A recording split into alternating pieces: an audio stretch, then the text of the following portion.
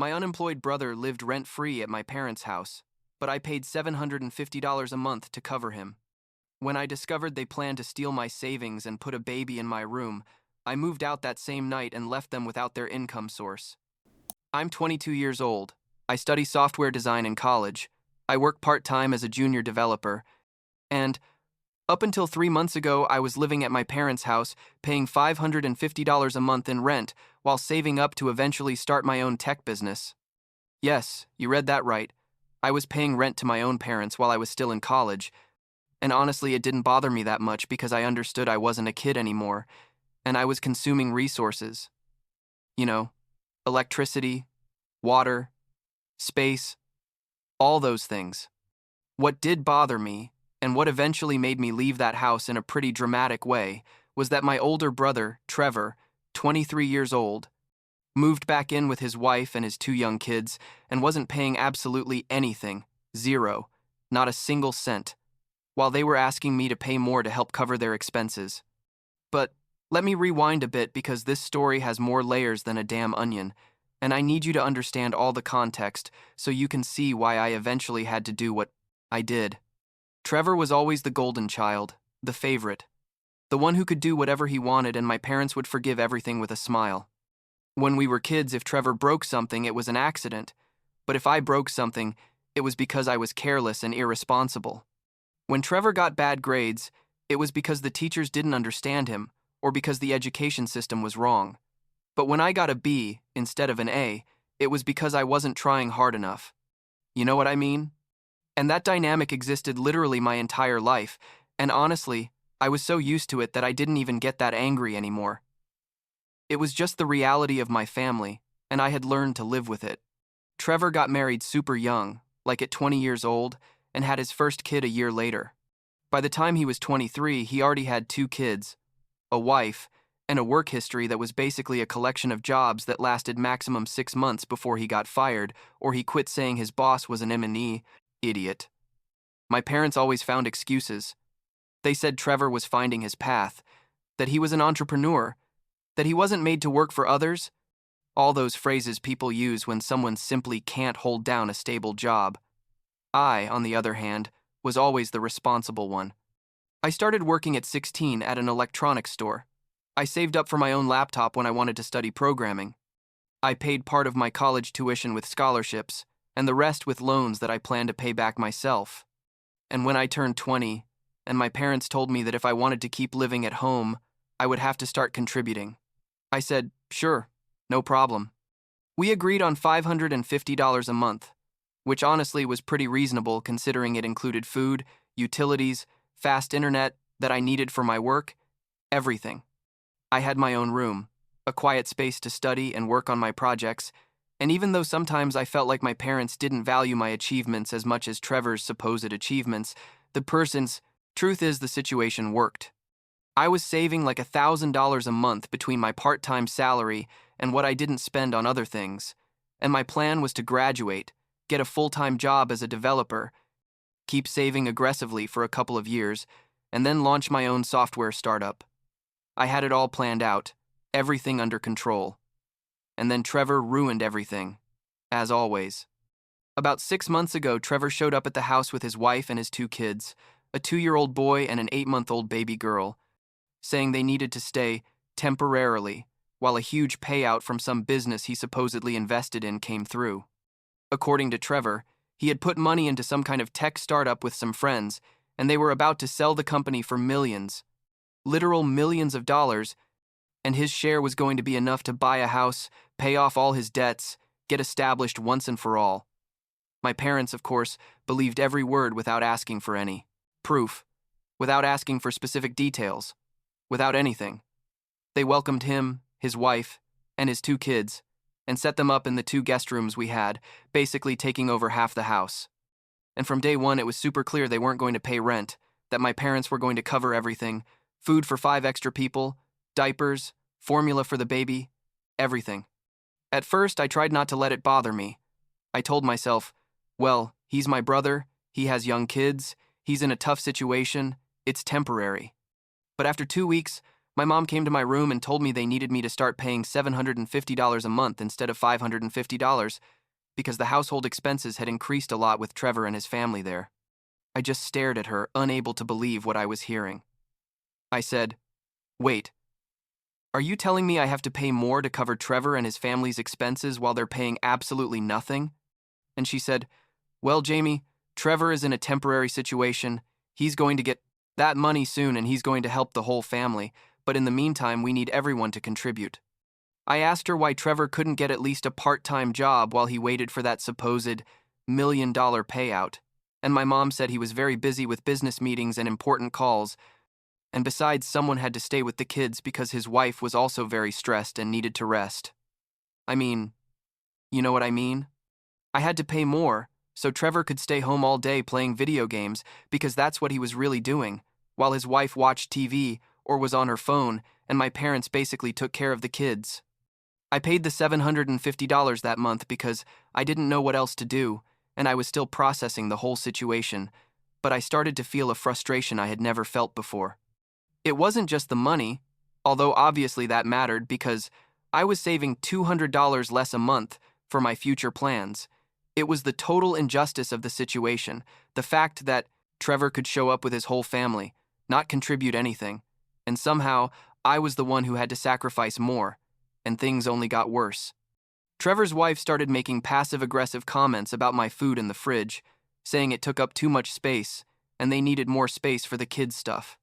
She started using my expensive shampoo without asking. One day, I came home from work and found her clothes in my laundry basket, because apparently she had assumed I was going to wash her clothes along with mine, which I had never offered to do. When I told my mom about these things, she said I was being selfish, that Trevor's wife was very tired, taking care of two young kids, even though literally my parents did most of the child care, and that I should be more understanding and flexible because we're family. But the straw that broke the camel's back was when my parents tried to install a toddler bed in my room. I came home one day from college, and there was an installation team in my room trying to assemble this pink princess bed next to my desk. I asked my mom what the hell was going on, and she said, very casual, that Trevor's baby was growing and needed her own space. And since Trevor and his wife already had the 2-year-old in their room, they thought the baby could share my room with me. I stood firm there, like completely firm, and told them, no, absolutely not, that this was my space, which I was paying for, and I wasn't going to share my room with a baby who cried all night. My dad showed up and told me I was being ridiculously selfish, that it was just temporary until Trevor got his money and moved out, that family has to support each other in difficult times. I told him I was already supporting more than my fair share by paying $750 a month while Trevor paid nothing. But my dad just shook his head and said something about how I didn't understand the responsibilities of being an adult and having kids. The installers left without assembling the bed, but the damage was done. I already knew exactly how little my parents valued me and how willing they were to sacrifice my comfort and my money for Trevor. The next few weeks were horrible. Trevor started inviting friends over, and they'd have parties until 2 in the morning, while I tried to sleep because I had to work the next day. His wife invaded my space constantly, using my stuff without permission. She even went into my room when I wasn't there to use my laptop because she said hers was too slow. I found photos of her kids on my computer once, which meant she had been using it for her personal stuff, and when I told her not to touch my things again, she said I was overreacting and being territorial. My parents did absolutely nothing to set boundaries. There was always an excuse for Trevor and his family's behavior. There was always a reason why I should be more patient, more understanding, more generous. And then I heard something that basically confirmed I had to get out of that house as soon as possible. It was like midnight, and I was in the kitchen making myself something to eat after having been working on a college project all night. Trevor was in the living room talking on the phone with someone, probably one of his friends, and he didn't realize I was there. I heard him say, "Don't worry, bro. Once that money comes through, I'll be fine. And in the meantime, Jamie has like $10,000 saved up, maybe more. Our parents could convince him to help the family if things get really tight, you know. He's the responsible one, he always has money saved." I froze there with my sandwich half made, feeling the rage fill my entire body. Not only were they living for free at my expense indirectly, Not only were they invading my space and my privacy, but Trevor literally had plans for me to give him my savings, the money I had worked so hard to save, that I had sacrificed things to put away. That was for my future, for my dreams. That night, I didn't sleep at all. I stayed up doing calculations, looking for options, researching apartments and roommate situations in my area. I knew that if I stayed there, I was going to end up with no savings, no personal space, no peace of mind, basically nothing, except the family obligation to keep supporting Trevor's irresponsible lifestyle. I found an apartment that was 20 minutes from my college and my work, 2 bedrooms, and the guy looking for a roommate, Dylan, seemed super chill in his ad. He said he worked in construction, left early, came home tired, basically just wanted a quiet place with no drama. The apartment was $800 total per month, so we'd each pay $400, which was almost half of what I was paying at my parents' house at that point, and obviously way better than the $750 they were charging me. I contacted Dylan. We went to see the apartment together. We talked for like an hour about expectations, lifestyles, house rules, all those important things. It was perfect. Clean apartment, quiet, in a decent neighborhood, with parking space, laundry in the building, internet included in the rent. I told Dylan I was interested, but I needed a couple of weeks to organize everything. I didn't tell him my family didn't know I was going to leave. I didn't tell him anything about the drama. I just told him I needed time to get the deposit together and coordinate the move.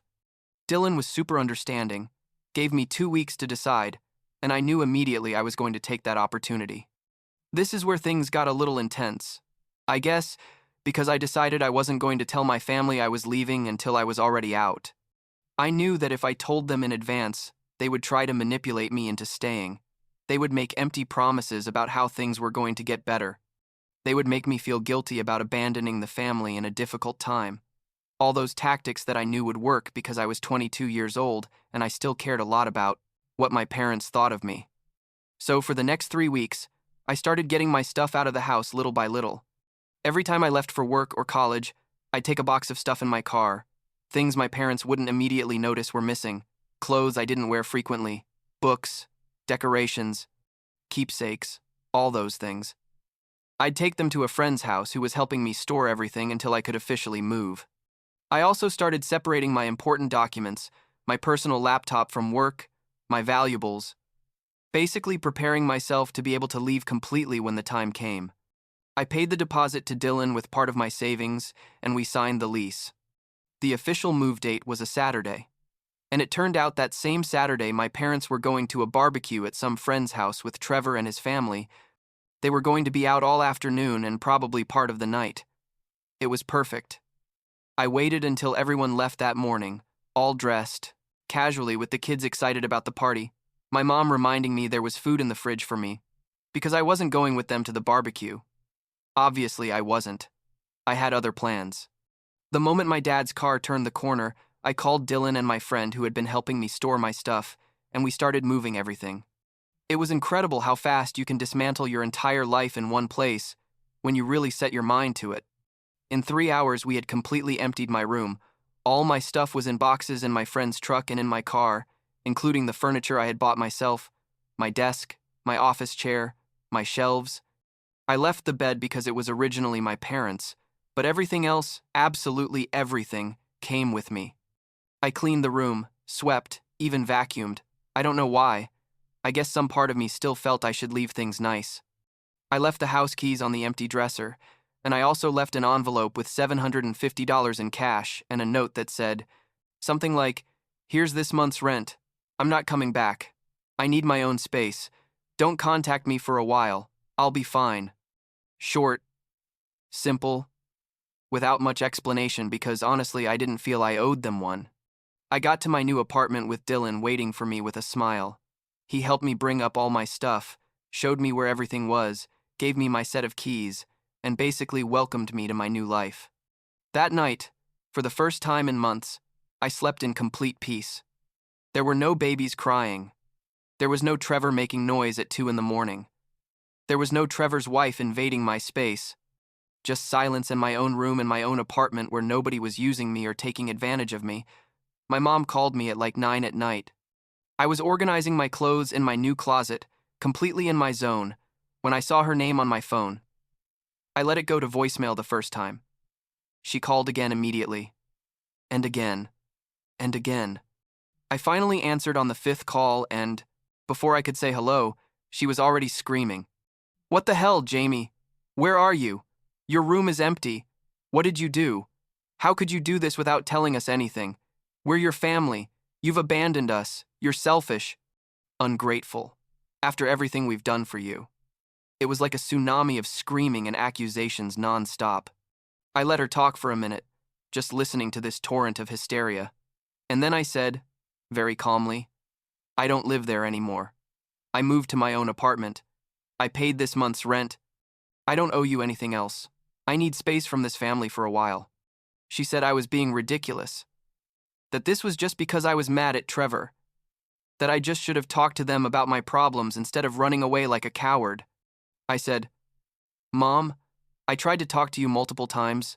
I tried to set boundaries. I tried to explain how unfair the situation was, and you told me I was selfish, that I didn't understand family responsibilities, that I had to sacrifice more for Trevor. So I made the decision to remove myself from a situation that was affecting my mental health and my finances." She started crying, saying I was killing her. How could I do this to her? That Trevor and his family needed that extra money I was paying. And that's when something inside me just shut off, because it confirmed exactly what I knew, that they were literally using my money to support Trevor, and they had never cared how that affected me. I said, "I'm going to hang up now. Don't contact me for a while. I'm fine. I'm safe. But I need distance." And I hung up. The next few days were a bomb of messages. My mom, my dad, Trevor, even Trevor's wife, all sending me messages trying to make me feel guilty or angry at me or both. My mom sent long messages about how I was destroying the family, how this was such a huge blow to them financially speaking, confirming again that they were depending on my money, how someday I was going to regret abandoning my family when they needed me most. My dad sent short but furious messages, calling me selfish, telling me I was a bad son, that I had disappointed the whole family, that Trevor had done so much for me when we were kids, which was completely false. Trevor never did anything for me. But Trevor's messages were the worst, because they confirmed exactly what I had heard that night in the kitchen. He sent me like 10 messages saying I was a horrible brother, that he had always planned to share his $1 million money with me when it came, that I had betrayed him at the worst time.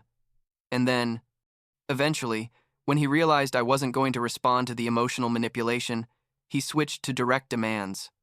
He sent me a message saying, "I need $5,000 as a loan. I'll pay you back when my payout comes. I need to cover some urgent expenses." I blocked him at that moment. Blocked his number, blocked his Facebook, blocked everything. I blocked everyone at that point. Honestly. My mom, my dad, Trevor, his wife. I left a WhatsApp family group we had. I deleted the Facebook app from my phone. I basically disconnected completely from that toxicity because I realized that nothing I could say to them was going to change their perspective. Nothing was going to make them admit the situation was unfair, and definitely nothing was going to make them stop trying to manipulate me into coming back or giving them money. It's been 3 months since I moved, and honestly, it's been the best decision I've made in my life. My apartment with Dylan is amazing. He's exactly as chill as he seemed. We get along super well, but we also give each other our space. We split everything equitably. We clean. We cook together sometimes. It's the ideal roommate situation. I'm saving way more money now, obviously, because I only pay $400 in rent plus utilities instead of $750 plus all the emotional stress. My GPA in college went up because I have a quiet space to study and work on my projects. My job. It is going great. In fact, I just got a small raise because I impressed my boss with a project I completed. Basically, my entire life improved instantly when I removed myself from that toxic family dynamic. About 2 weeks ago, I got a message from an unknown number. I turned out to be a friend of my mom's that I've known my whole life, and she sent me a message asking if I knew that Trevor and his family were still living with my parents. That the supposed $1 million payout never came. Surprise. Surprise. That Trevor has no job, and basically my parents are completely supporting 5 people on their retirement income. She asked if I would consider coming back to help. I responded very politely that I appreciated her concern, but I had made the decision to establish healthy boundaries with my family, and I wasn't planning to change that. I don't know if my mom asked her to contact me or if it was her idea, but either way, it made clear that my family is still in that situation, and probably, I'm going to stay there because my parents are never going to set boundaries with Trevor. They're never going to demand he get a job or contribute. There's always going to be another excuse, another magical business opportunity that's about to come through, another reason why Trevor can't work right now. And the thing is, I feel a little bit of guilt sometimes. I'm not gonna lie. There are moments, especially late at night when I'm alone with my thoughts, where I wonder if I should have tried harder, if I should have been more patient, if maybe I overreacted to the situation. But then, I remember the expression on my mom's face when she told me I had to pay more rent to cover Trevor. I remember finding the baby bed being installed in my room. I remember hearing Trevor say my parents could convince me to give him my savings, and I know I did the right thing. You can't keep setting boundaries with people who don't respect those boundaries. You can't keep sacrificing yourself for people who don't appreciate those sacrifices and who are always going to ask for more. I talked to a therapist a couple of times since I moved, just to process everything, and she told me something that really resonated with me. She said that family love shouldn't feel like being trapped, that healthy family supports each other without it always being the same people who give and the same people who take. She said that setting boundaries isn't selfish, it's necessary for your own mental health and your future. And she's right, completely right. So here I am now, in my quiet apartment with my chill roommate, focusing on my last year of college, working on projects that excite me, saving for my dream of eventually starting my own tech company. My family still sends me messages occasionally from different numbers, trying to make me feel guilty or asking for money directly, but I ignore them or block them. Maybe someday, when Trevor finally grows up and takes responsibility for his own life, when my parents realize their extreme favoritism destroyed their relationship with me, maybe then we can have some kind of functional relationship. But honestly, I'm not holding my breath waiting for that to happen. Last week, I was cooking pasta in my kitchen. Dylan was in the living room watching a game, and I realized how happy I was in that simple, normal moment. No drama, no manipulation, no feeling like I had to justify my existence or my money or my decisions. And I thought, this is what it feels like to live your own life on your own terms, without letting other people's toxic expectations dictate your path. It feels good, it feels right, and I'm not going to apologize for that.